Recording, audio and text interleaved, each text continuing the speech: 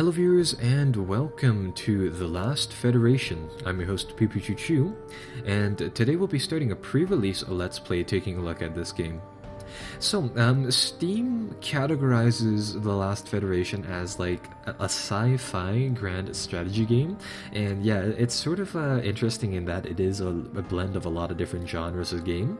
But the general premise behind The Last Federation is that you are this sort of last remnant of a really advanced alien race, and you're sort of thrown into the system of 8 conflicting younger races, and you're really just supposed to play the political intrigue game to form this federation, this alliance or coalition of races through either military means by, conquering them, or alternatively you can just sort of bring peace to this land by diplomacy. So it's really rather interesting in that category.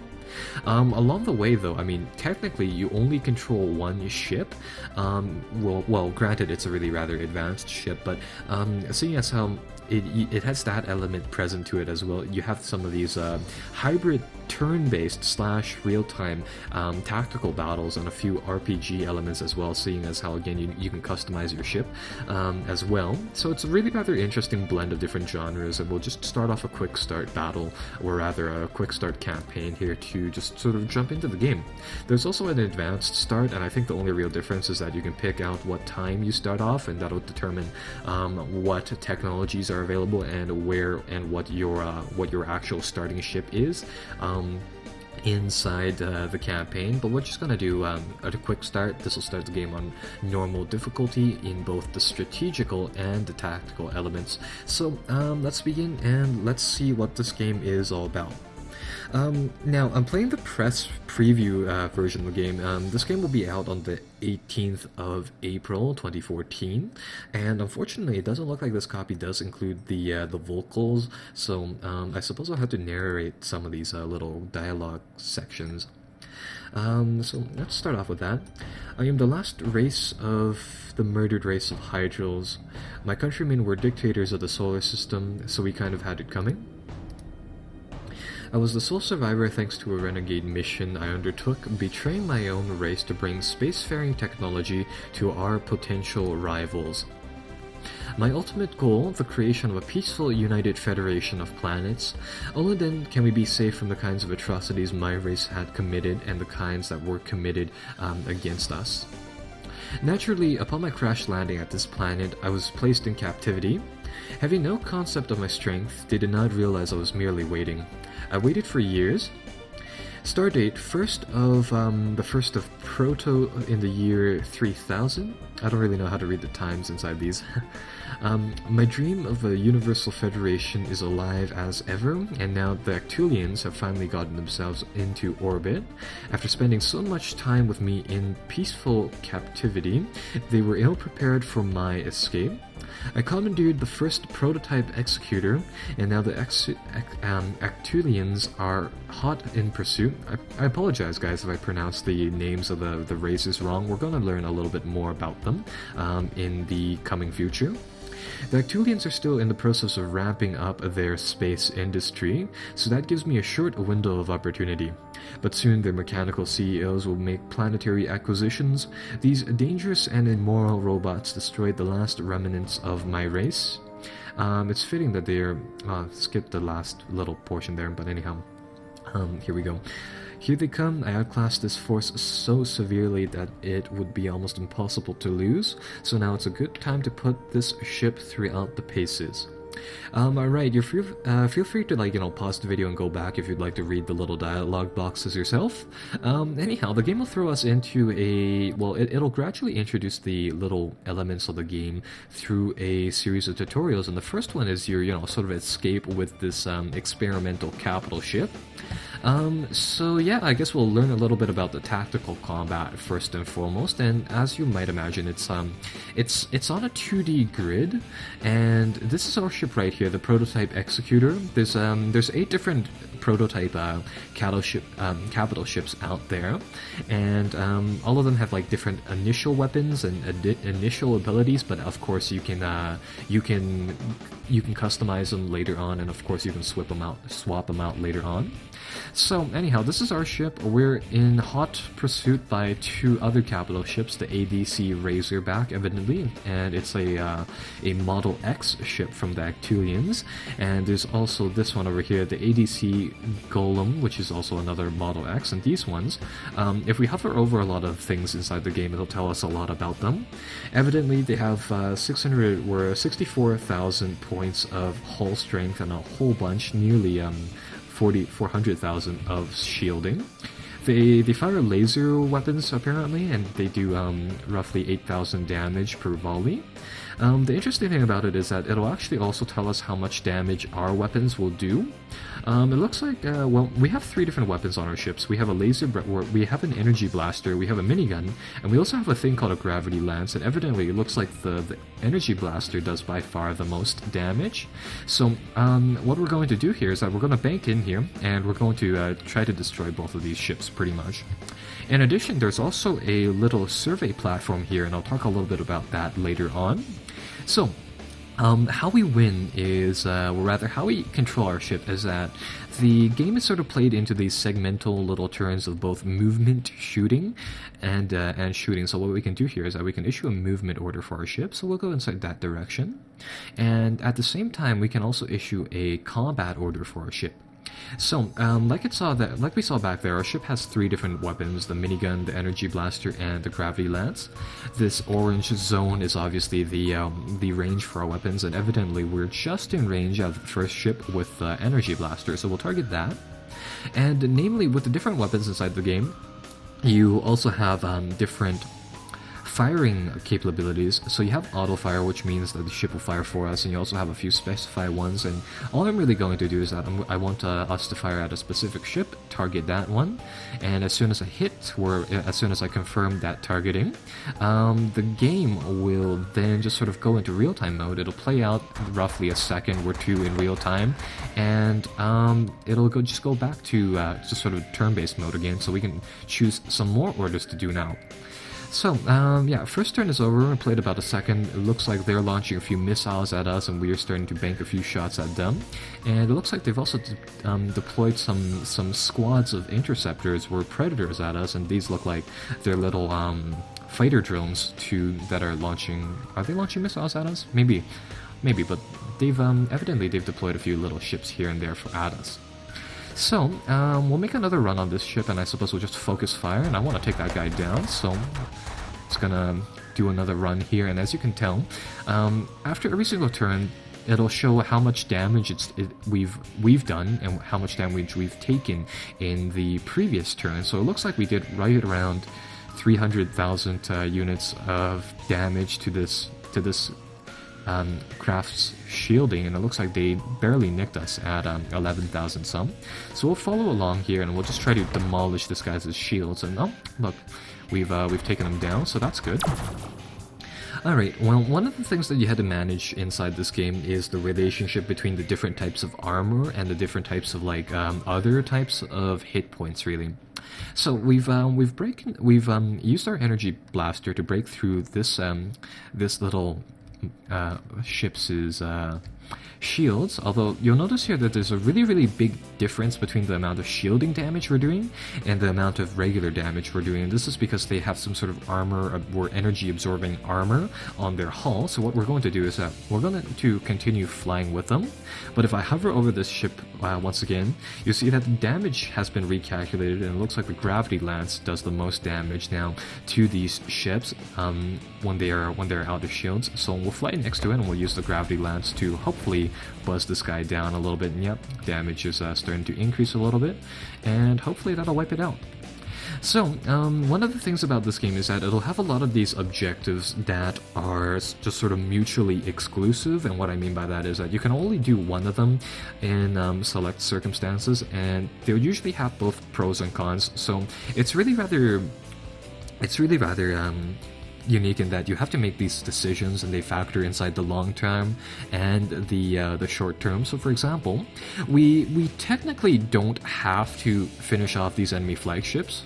Alternatively, we can dock with that little survey beacon or that survey platform, If we destroy the enemy flagships inside this scenario, we'll gain a little bit of the in-game currency, the credits, and in addition to that, we might also be able to acquire some new weapon systems as well. Alternatively, if we dock with the enemy with that little science lab over there, it'll end the combat peacefully. It'll make it so that we surrender some of the onboard systems on this particular prototype vessel. I suppose they just let us keep it for whatever reason. But it'll make them stronger in the long term and on the strategical map. However, it'll make it so that we don't take as big of a relations penalty against them. So it's rather interesting how there are some strategical decisions like that. Seeing as how we are already in the process of destroying the enemy's ships, we will just sort of continue doing that, and I'll just sort of buzz these guys down as we sort of go along. Now, the game has quite a long little tutorial section here, and it'll just gradually explain things. I might just sort of explain them earlier, and I think in a little bit here it'll teach us about how we can actually regulate our onboard systems here in just a little bit. And again, their shield systems are down, so we'll just try to buzz them down once again. And, oh, actually, it looks like that is just going to win that battle for us. Actually, it looks like we skipped a little bit of the tutorial right there, and we've jumped to the strategical section, which is fine by me. It was going to tell us a little bit about micromanaging our energy supplies on our ship, which allows us to put different amounts of energy into, say, our weapons and our engines and our shielding like that.